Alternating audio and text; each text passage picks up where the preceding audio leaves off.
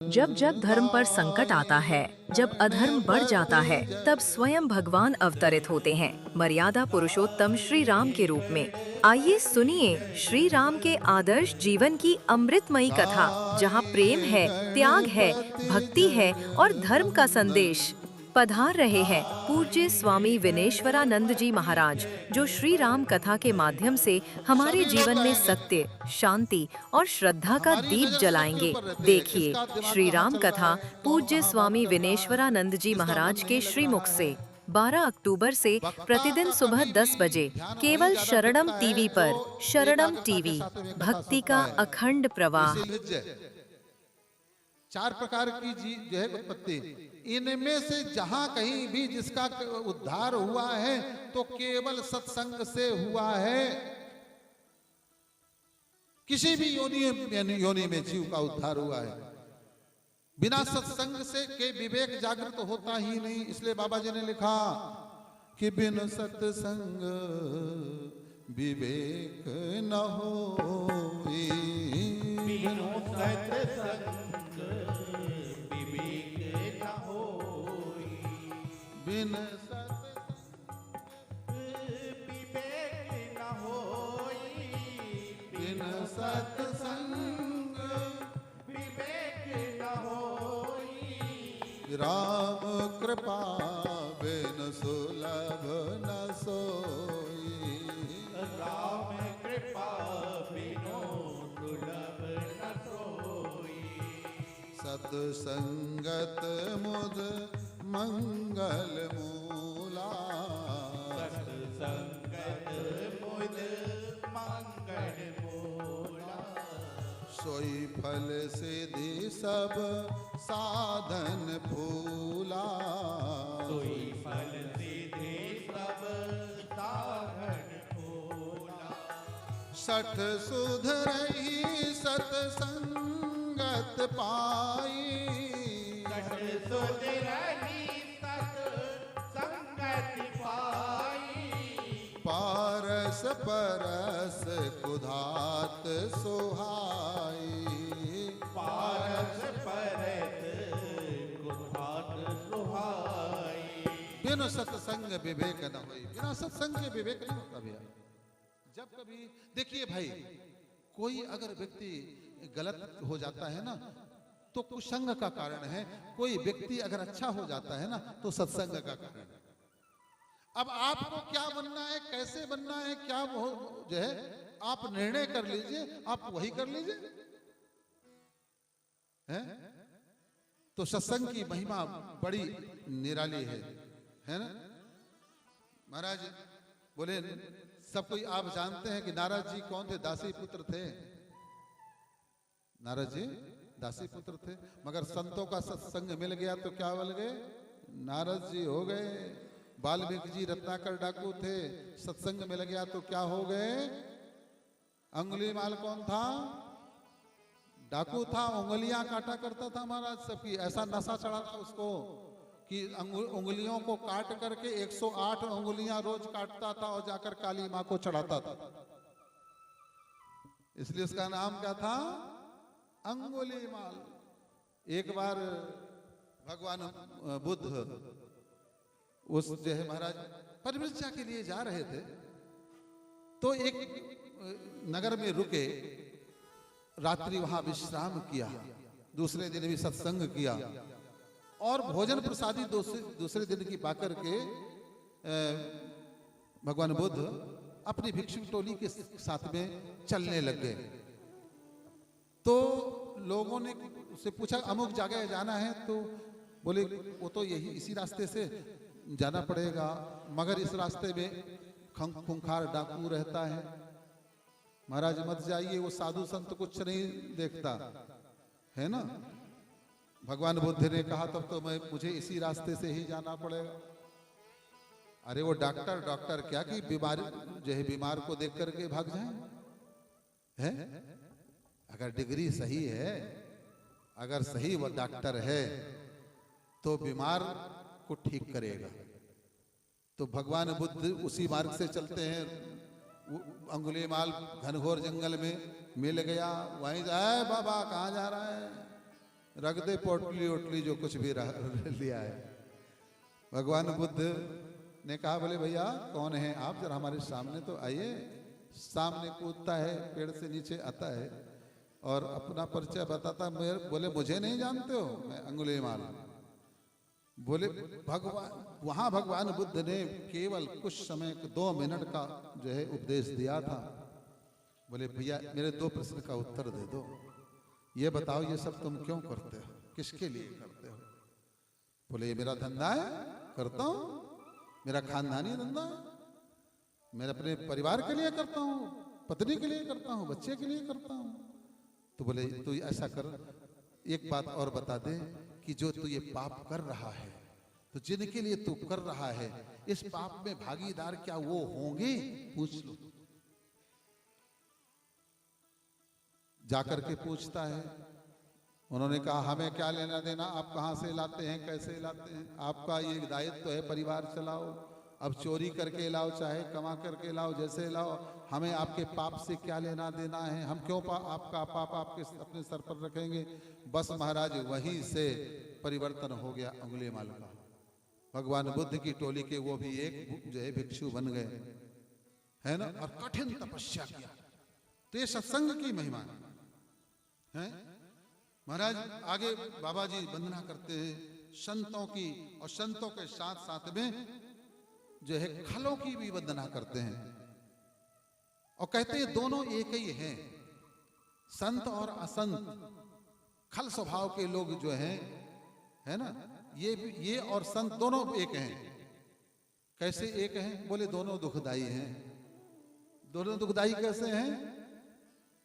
बाबा जी कहते हैं कि बंदो संत असज्जन चरना, बंदा संत असज्जन चरना, दुख प्रद उभय बीच कछु बरना, दुख प्रद उभय बीच कछु बरना, बिछुरत एक प्राण हर लेहि, बिछुरत एक प्राण हर लेहि, मिलत एक दुख दारुण देहि, मिलत एक दुख दारुण देहि।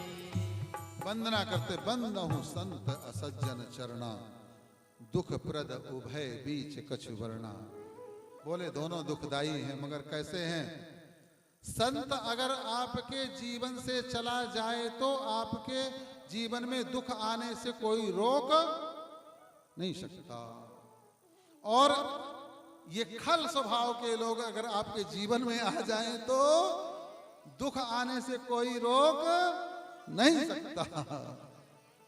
इसलिए वो लोग भाग्यशाली हैं जिनके जीवन में कोई भी हो मगर संत उनके जीवन में है। उसको जाने मत देना जीवन से कभी भी, लाख कुछ भी हो जाए, क्योंकि जहां संत रहते हैं वही जो है भगवंत रहते हैं, वही देवता रहते हैं, और जहां भगवंत रहते हैं वहां किसी प्रकार का दुख नहीं आता, है ना।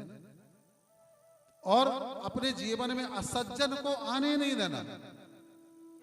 शराबी, कबाबी, उठाईगीर, तरह तरह के लोग होते हैं, राक्षसी स्वभाव के होते हैं, दूर से प्रणाम करना। बाबा जी प्रणाम करते हैं मगर यही कहते हैं कि दूर ही से प्रणाम है भैया। और बाबा जी आके सबकी वंदना करते करते बाबा जी आगे जो है ये कह देते, सारी सृष्टि की वंदना कर देते, सिया राम में सब जग जानी करो प्रणाम जोर जोर। इसलिए कहते हैं कि थोड़ा little knowledge is always dangerous. जो कम ज्ञान होता है वो बड़ा खतरनाक होता है। जैसे कह दिया सब में भगवान है, सब में भगवान है, अरे तो सब में भगवान है तो सबकी आरती उतारोगे क्या? भगवान तो सब में है, मगर कौन से भगवान को पूजा जाता है जानते हैं? जो भगवान जागृत हो, सोया भगवान नहीं। कबीरदास जी ने बहुत बढ़िया बात कही थी कि हर घट मेरा साइया, हर घट मेरा साइया, सोनी सेज न कोय। हर घट मेरा, सबके हृदय में मेरा साइया, मेरा भगवान सोया हुआ में जो है बैठा हुआ है। सबके अंदर मेरा भगवान है, विराजमान है ना। भगवान ने भी यही कहा, हृदय से अर्जुन तिष्ठति, मैं सबके हृदय में हूं। मगर आगे कह देते हैं कैसा भगवान सबके हृदय में है। हर घट मेरा साइया, सूनी सेज न कोई। अर्थात सबके अंदर भगवान सेज लगा करके सोया हुआ है। अर्थात सबके अंदर सेज बिछी हुई है, बढ़िया डनलप का गद्दा, और उसमें भगवान सोया हुआ है। अब सोया हुआ भगवान क्या करेगा भाई? आप अपने घर की रक्षा करने के लिए किसी चौकीदार को, अच्छे हट्टे कट्टे चौकीदार को लगा करके जाएं कि भैया जरा घर देखना, चौकीदारी करना, हम 1 महीना के लिए तीर्थ जा रहे हैं। अब वो हट्टा कट्टा आपका चौकीदार तो है, मगर महाराज खरनाटे मार करके सोता रहता है रात भर, तो क्या होगा? बचेगा कुछ? सब ले जाएंगे चोर, चोरी करके। ठीक ऐसा ही है कि सबके अंदर भगवान तो है, मगर सोया हुआ भगवान है। इसीलिए कहा जाता है सबके पैर नहीं छूना चाहिए, केवल उसी के पैर छुओ। या तो आप अपने माता पिता, नाते रिश्तों में जो बड़े हैं उनके पैर छूइए, या फिर दूसरों के पैर छूना है तो जिसके अंदर भगवान जागा हुआ है, अर्थात जो संयमी है, जो साधक है, जो ज्ञानी है, जो भक्त है, उसके पैर छुए। तभी आपको कुछ मिलेगा, तभी आपको आशीर्वाद मिलेगा, तभी भगवान आपको कुछ दे सकता है। तो बाबा जी वंदना करते हैं। भगवान के प्यारे भक्तों को पग पग में सहारा मिलता है।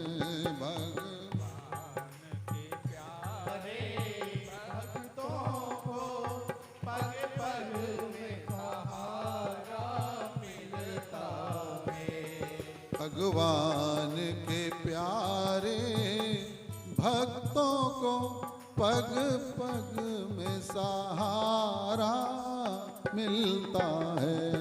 भगवान के प्यारे भक्तों को पग पग में सहारा मिलता है।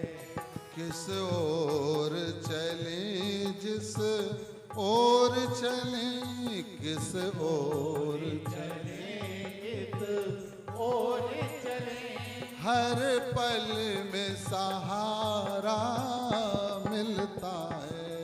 भगवान के प्यारे भक्तों को पग पग में सहारा मिलता है।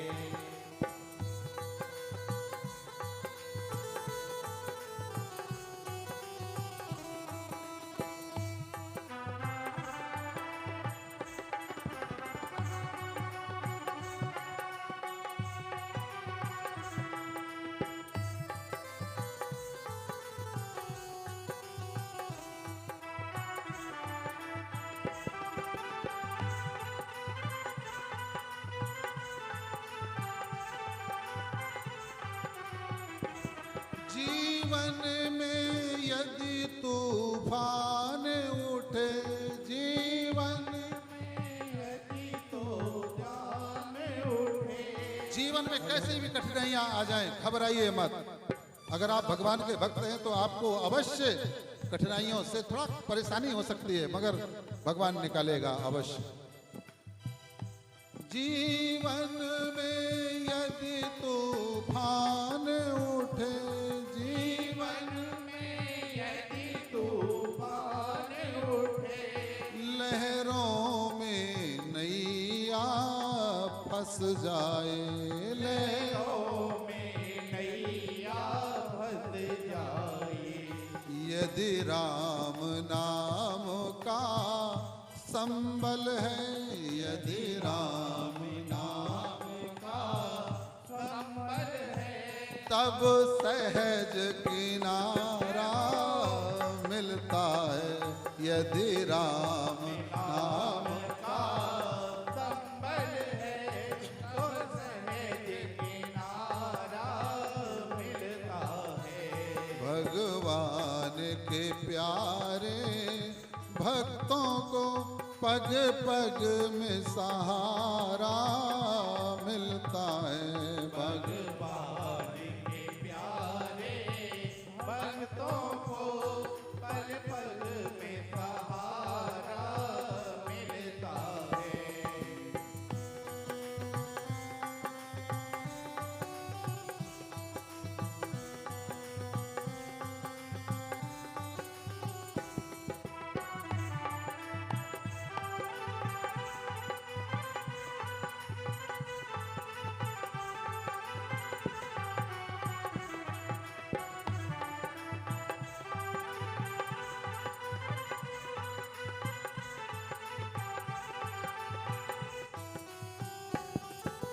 पर कैसे भक्तों को मिलता है ये सुनिए। प्रहलाद शरीस जो निश्चल हो, प्रहलाद सरित जो निश्चय हो। प्रहलाद शरीस जो निश्चल हो, प्रहलाद सरित जो निश्चय हो। शबरी की तरह जो व्याकुल हो, शबरी की तरह जो व्याकुल हो। ध्रुव सा दृढ़ निश्चय हो जिसका, ध्रुव सा दृढ़ निश्चय हो जिसका, घनश्याम सहारा मिलता है।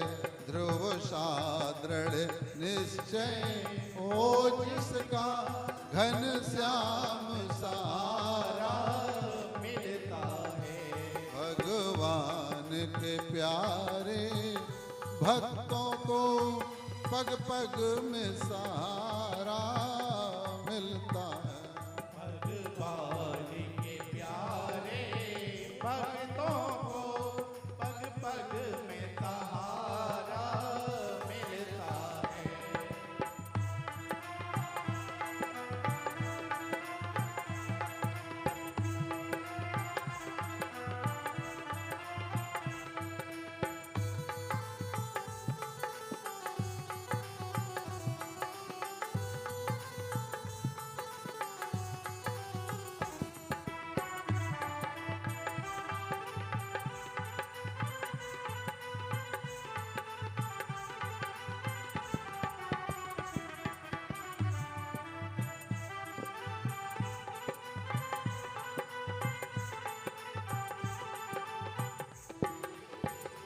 सब द्वारे हो जाएं जब बंद, सब द्वारे हो जाए जब बंद। इन विषयों से वैराग्य हो जब, इन विषयों से बैराग्य हो जब। इस मन की निर्मलता पर ही, इस मन की निर्मलता पर ही प्रभु का दरवाजा खुलता है। इस मन की निर्मलता से ही प्रभु का दरवाजा खुलता है। भगवान के प्यारे भक्तों को पग पग में सहारा मिलता है। भगवान के प्यारे भक्तों को पग पग में सहारा मिलता है। पल पल में सहारा मिलता है। पल पल में सहारा मिलता है। पग पग में सहारा मिलता है। बोले राघवेंद्र सरकार की। आइए हमारे आचार्य जी कुछ थोड़ा 5 मिनट का समय लेंगे। 5 मिनट का में जो है जानकारी देंगे। श्री राधे। बोले श्री वृंदावन विहरे लाल की, श्री रामचरितमानस की, राजा रामचंद्र भगवान की जय जय श्री राधे। मूकं करोति वाचालं पंगुं लंघयते गिरिं यत्कृपातम् अहं वन्दे परमानंदमाधवम्।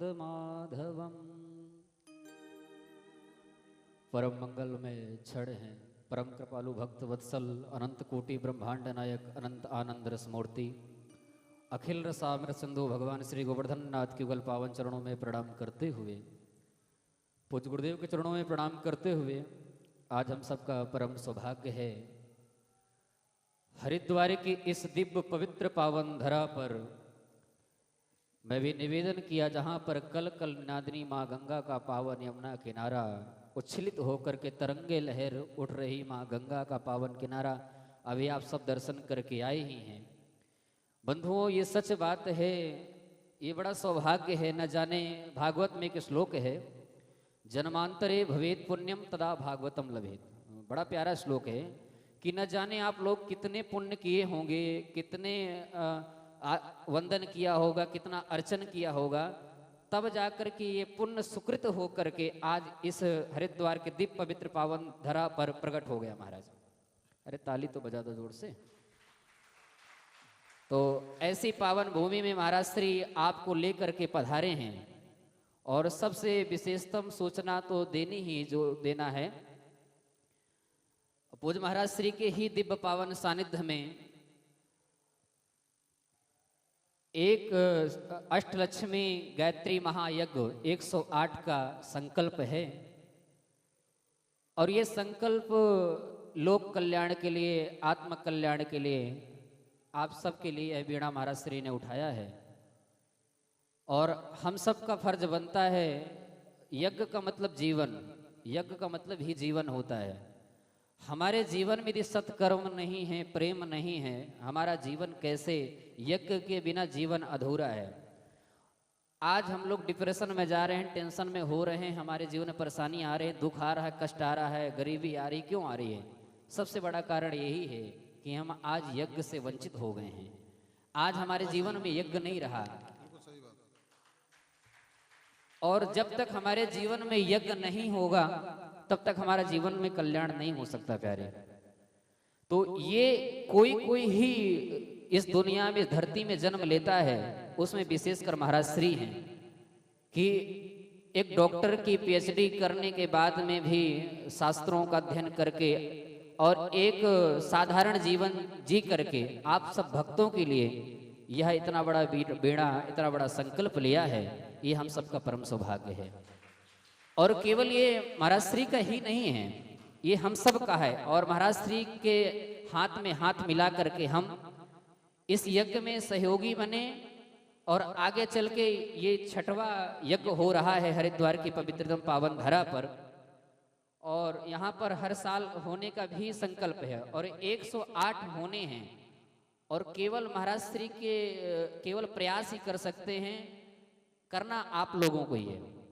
जब तक आप लोग जुड़ोगे नहीं तब तक यज्ञ हो नहीं सकता। आप लोग को जुड़ करके ही यज्ञ आगे बढ़ सकता है।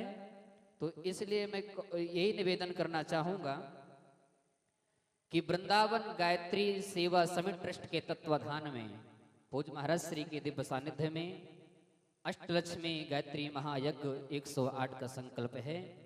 आप सब भक्त इससे जुड़ करके एक यज्ञ का संकल्प लें, 2 यज्ञ का संकल्प लें, 3 यज्ञ का संकल्प लें, जितना संकल्प ले सकते हैं आप संकल्प ले लें। जिसमें इस यज्ञ में हमारे विशेषकर श्री राजकुमार पटेल जी, श्रीमती ज्योति पटेल जी ने 21 यज्ञों का संकल्प लिया है। तो आप तो कम से कम एक यज्ञ का संकल्प तो ले ही सकते हैं। और ये सच कहूँ, हरिद्वार में बैठे हैं, हरिद्वार देवताओं के मिलने का मार्ग है। एक कहते हैं हरिद्वार भी कहते हैं और हरद्वार भी कहते हैं। यहाँ पर हरि भी मिल रहे हैं और हर भी मिल रहे हैं, दोनों मिल रहे हैं, इसलिए इसको हरिद्वार भी कहते हैं, हरद्वार भी कहते हैं। जो हरि शिव के उपासक हैं, हर के उपासक हैं उनको भी, और जो हरि के उपासक हैं उनको भी क्रमशः यहाँ पर दर्शन होता रहता है। तो ऐसी दिव्य पावन भूमि में पूज्य महाराज श्री आज आप सब लोग संकल्प लो, और आस्था चैनल के माध्यम से भी जो घर बैठे महाराज श्री के भक्त शिष्य गण हैं वो भी जुड़ करके इस यज्ञ से एक यज्ञ का संकल्प लें, 2 यज्ञ का संकल्प लें, जितना आपसे बन सके संकल्प लेकर के इस यज्ञ के पुण्य के भागी बने। उसमें विशेष यज्ञ की एक यज्ञ का जो संकल्प है 2 लाख रुपए का वो सेवा राशि है। इसमें 2 मुख्य जमानतों में, जिसमें वो चाहे राम कथा रखी जाए, श्रीमद् भागवत महापुराण रखी जाए, तो 2 लाख ही मुख्य यजमान बन सकते हैं। जैसे हमारे राजकुमार पटेल जी अभी इस समय हरिद्वार की पवित्र पावन धरा पर मुख्य जमानत की भूमिका निभा रहे हैं, उनकी धर्मपत्नी श्री ज्योति पटेल जी, और बड़े प्रेम के साथ मैं देख रहा था, कितना सुंदर उत्साह के साथ महाराज श्री से मैं आज कह रहा था कि देखो कितने सरल लोग हैं, मुख्य जमानत के बाद में भी कितना यज्ञ में सहयोग कर रहे हैं। तो ये पवित्र भावना है, ये दिल से हो रहा है। यज्ञ दिखाने का विषय नहीं है, ये प्रेम का विषय है। केवल दुनिया को नहीं दिखाओ, जिसको दिखाना वो अपने आप देख लेगा, है ना। तो बड़े भाव से वो ये कार्य कर रहे हैं। तो ऐसे, और जो इस समय यज्ञ चल रहा है, इस यज्ञ से जो भक्त जुड़ना चाह रहे हो अभी जुड़ करके 7 दिन का ये जो दिव्य अनुष्ठान है, यज्ञ है, अष्टलक्ष्मी गायत्री महायज्ञ, इस यज्ञ में भी जो भक्त जुड़ना चाहते हो तो जुड़ करके पुण्य के भागी बन सकते हैं। 7 दिन की यहाँ पर जो सेवा राशि रखी गई है 21,000 रुपये रखी गई है। 21,000 रुपये सेवा राशि करके यह संकल्प लेकर के अपने जीवन को धन्य बना सकते हैं। अगर 7 दिन का संकल्प नहीं ले सकते हैं तो 1 दिन का संकल्प लेकर के इस यज्ञ में अपनी भूमिका निभाएं। 1 दिन की सेवा राशि, आज मेरे पास कई फोन आए, मैं इसलिए बाहर बैठा था, फोन अटेंड करने के लिए कई लोग बोले महाराज श्री से हम मिलना चाहते हैं, हम भी यज्ञ में सम्मिलित होना चाहते हैं, पर आ नहीं पा रहे हैं। तो जो नहीं आ पा रहे हैं तो घर बैठे भी आप अपना नाम, अपना गोत्र बता दे सकते हैं। यहाँ से आपका नाम गोत्र लिख लिया जाएगा, आपका संकल्प लेकर के आपकी यज्ञ की आहुति यहाँ दे दी जाएंगी। तो 1 दिन की यज्ञ की 2100 रुपये सेवा राशि रखी गई है। तो इस यज्ञ से जुड़ करके आप भी पुण्य के भागी बन सकते हैं। और एक विशेष सूचना ये है कि हमारे गायत्री वृंदावन गायत्री सेवा समिति ट्रस्ट के तत्वाधान में हमारे संस्थान में एक यंत्र दिया जा रहा है। उस यंत्र, जो यंत्र की विशेषता है, हर समस्या का समाधान अष्टलक्ष्मी गायत्री महायज्ञ में बने यजमान गायत्री पुत्र महाराज स्वामी विनेश्वराचार्य जी के सानिध्य में विश्व कल्याण, व्यक्ति कल्याण के लिए 108 कुंदी अष्टलक्ष्मी गायत्री महायज्ञ 100 यज्ञों का संकल्प लिया गया है, जिसमें आप भी यज्ञ के यजमान बनकर या सदस्य बनकर अपने जीवन की समस्या का समाधान एवं विश्व कल्याण के लिए इस महायज्ञ में सम्मिलित हो सकते हैं। महाराज जी का अगला महायज्ञ 3 नवंबर से 9 नवंबर तक शुक्रताल की पावन भूमि मुजफ्फरनगर में यूपी में होने जा रहा है। यज्ञ के साथ श्रीमद् भगवत कथा भी आयोजित है, जिसमें आप भी सम्मिलित हो सकते हैं। आपके रुकने भोजन प्रसाद की पूर्ण व्यवस्था यज्ञ स्थल पर दी जाएगी। संपर्क करें 9827283861।